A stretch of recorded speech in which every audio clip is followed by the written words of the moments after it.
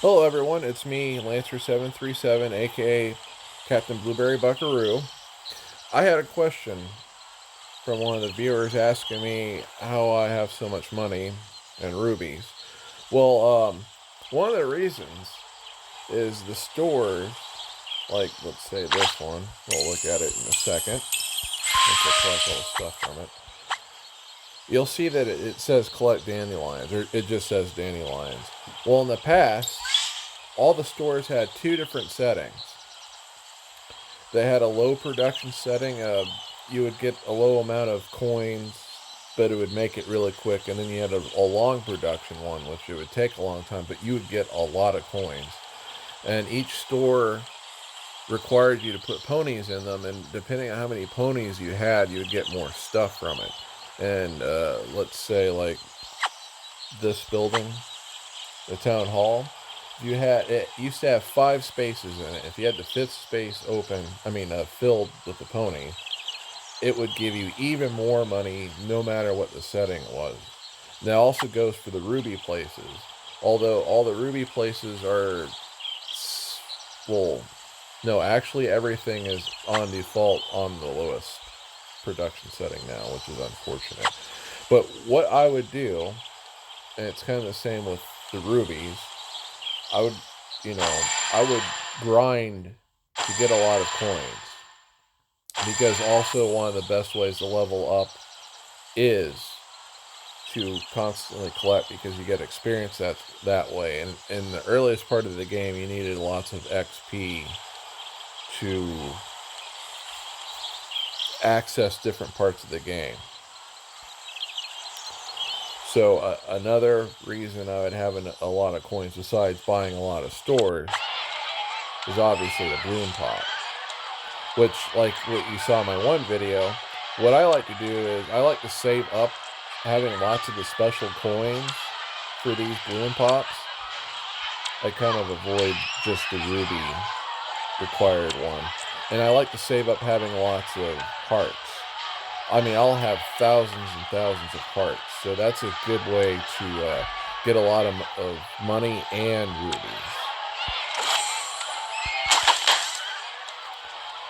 Let's see. And also, depending on your level, you'll also get a lot of coins and rubies as well. But another thing I like to do, and this is another reason why I have so many coins. See all the elemental totems? You'll have twilights, which is, magic, and then rarities, which is generosity, so on and so forth. Well, the more common the element is, the less likely you'll get rubies when you tap on it, but you also get money associated with it, which it's not as much per each one. So I like to save up to the max, which is 999 elements before I start tapping it, and then I'll tap it a lot. Just imagine doing this a lot. See all those coins? And then there's a chance I'll get a ruby, and I'll get like one or two from the lowest chance one. But these coins, yeah, you're not getting very many from those. But, if you do them all at once, all the totems, you're going to get a lot. And like I said, the rarer the element, the more the coins are worth. The reason I'm not going hog wild is because I want to save up to get max so that my chances are much higher to get rubies. Because you will get rubies from these. Rarely will you not.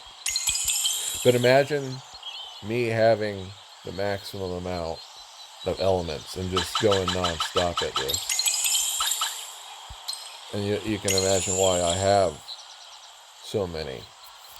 So one of the things I like to do, especially during this event, there'll be certain events. Let's see. I should probably be doing the social event, but I'm just going to buy her eventually. Or win her as an award. So I was like, I'm really busy with things right now. I'm just going to avoid it.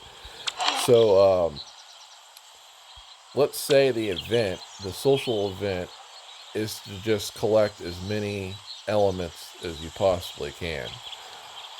Since I'll be saving up, let's say I have a lot. Maybe I'm not completely full, or maybe I am. Maybe I am maxed out. I'll purposely use up all the elements. I'll get rubies and lots of coins from it. Then I will do the balloon pops. And you can imagine how many elements I'll get, especially from this one. I'll get lots of elements, especially again since I've saved up like 10,000 hearts. Which thank you all for all the hearts too. It's very helpful, and I try to give you guys hearts as often as I can. But that will like give me almost half of all my elements back from all of the elements I just used to get all the rubies and coins. And then I'll collect. I'll make sure not to collect from any stores, because getting all the elements back from those stores will also help me regain them back quicker. Also, don't forget to watch the ad, because the ad you can get 2 rubies a day that way.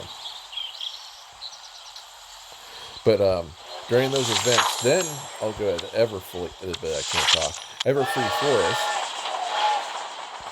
and then with the totems I have here, I'll just collect all my elements that way. And I'll also get them back really quickly that way.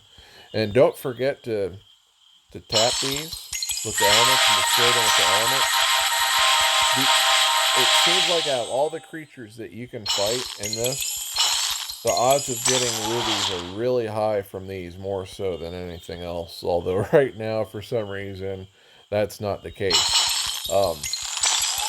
One tip, I think what helps the odds of these giving you rubies as opposed to not, if you have anything that gives you rubies, including watching the ads, I do recommend not doing any of those until you have destroyed any monsters and or found Derpy to get your rubies. Then collect. And that also goes from collecting from the totems too. Wait on it. Wait on collecting from any stores and collect them that way. Jeez, that's taking forever.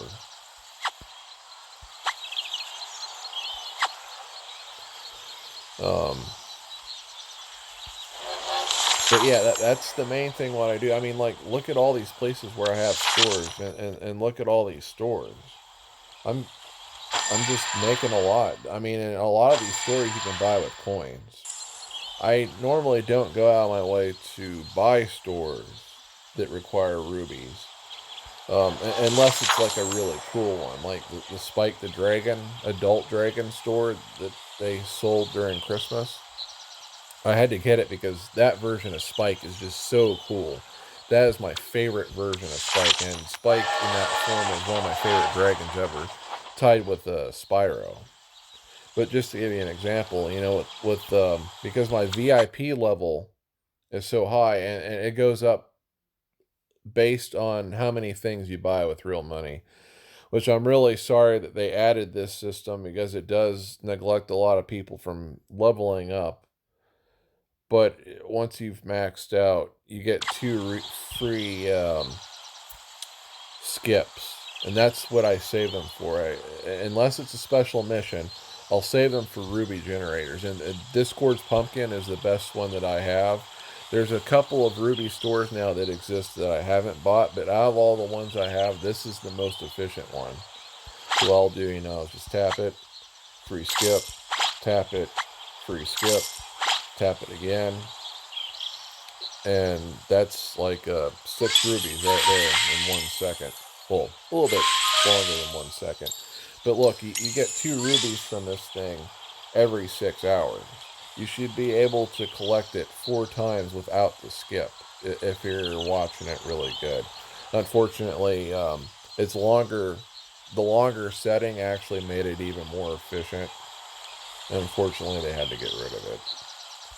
They didn't like it that people were making as much money as I was making it, so you didn't have to buy stupid money from this. I never ever have bought bits from this, and I never will. Unless the game is trying to force me right now. It's like, you will buy the coins. We heard what you said.